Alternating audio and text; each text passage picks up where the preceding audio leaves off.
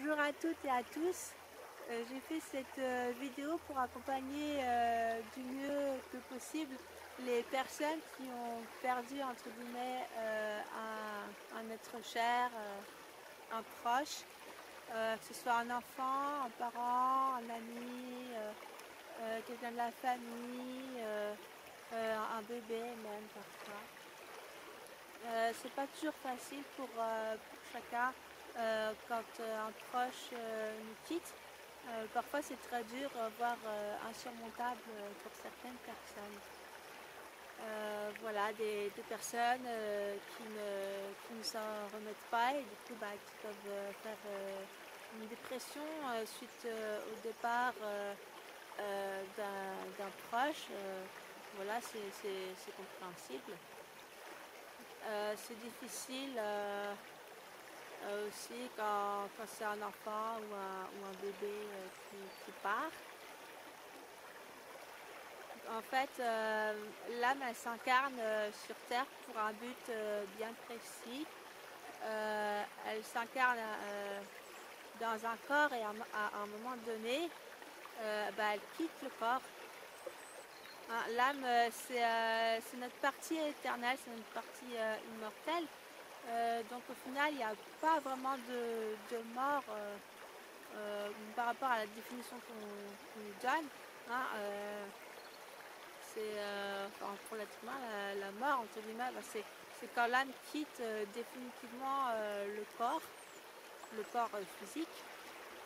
Voilà, nous ne sommes pas un corps physique, nous habitons un corps physique pendant un certain temps. Voilà. Pour les personnes qui perdent un enfant, par exemple, peut-être que l'âme, avant de s'incarner, en fait, elle a décidé de vivre en tant qu'enfant ou de rester pas longtemps sur Terre. Et voilà, et du coup, elle quitte la Terre assez vite, on va dire, ce qui n'est pas forcément facile pour les parents. Voilà, donc peut-être que l'âme a décidé d'expérimenter la vie sur Terre en tant que bébé. Il y a aussi des questions que je me pose, c'est peut-être que l'incarnation s'est arrêtée plus tôt que prévu, ou que l'âme a choisi de repartir plus tôt. L'âme, elle prépare aussi son incarnation avant de venir sur Terre. Hein, la vie, elle est éternelle pour l'âme ou l'être qui est venu s'incarner sur Terre. En fait, c'est ce qui est dur pour l'être humain. C'est que l'être cher ne soit plus là physiquement, qu'il n'y a plus sa présence physique. Mais des fois, même si la personne n'est plus dans son corps, elle est encore là sur le plan physique. En fait, elle n'est pas encore partie vers la lumière ou le plan qui lui correspond, je dirais. Voilà, et du coup, comme la personne n'est plus dans son corps, voilà, on est triste.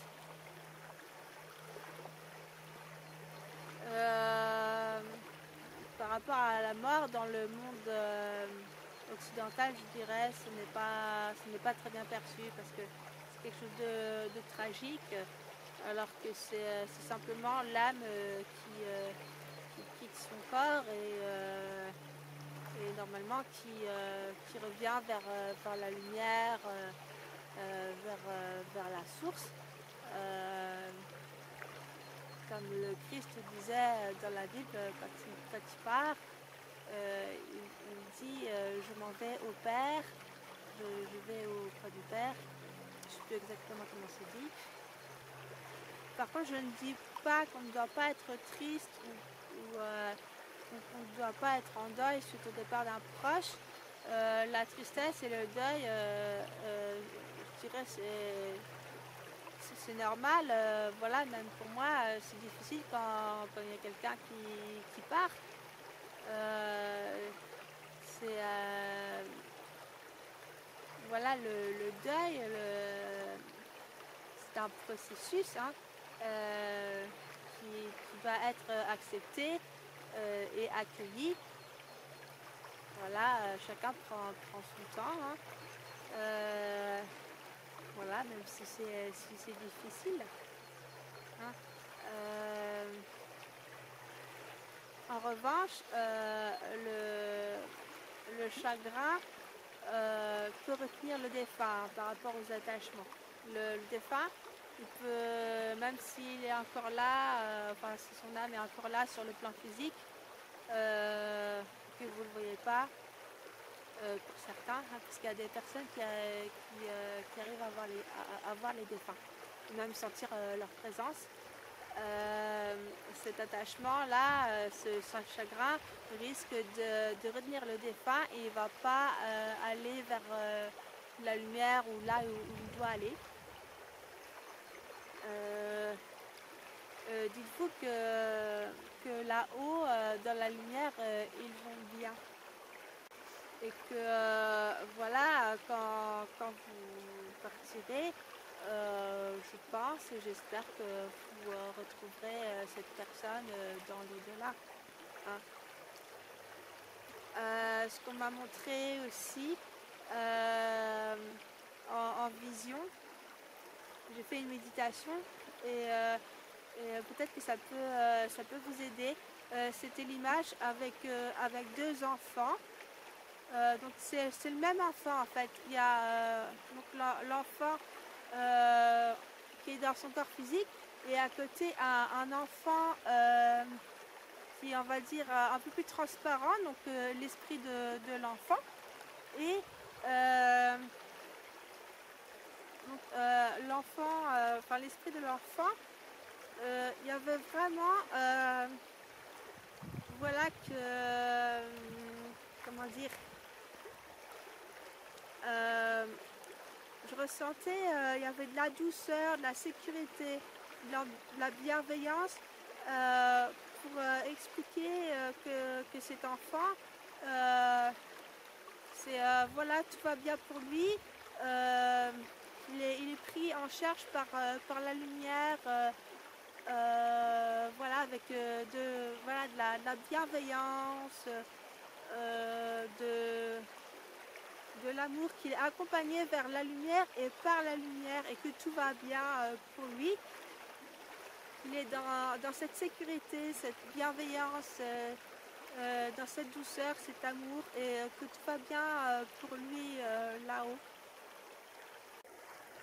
Ce que vous pouvez faire aussi quand ce proche est définitivement parti, parce que ça peut aussi arriver que l'âme réintègre le corps,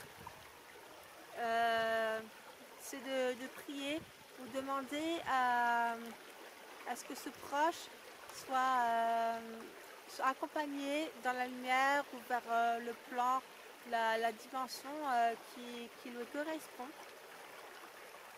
Par exemple, si vous êtes croyant, vous pouvez faire appel à Dieu, au Créateur, à la source, peu importe comment vous l'appelez.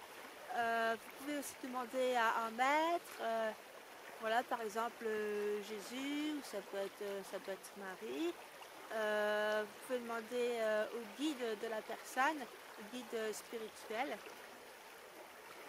Les guides spirituels, en fait, c'est des guides, mais qui sont de l'autre côté, donc invisibles, et qui sont là pour accompagner la personne aussi durant son incarnation.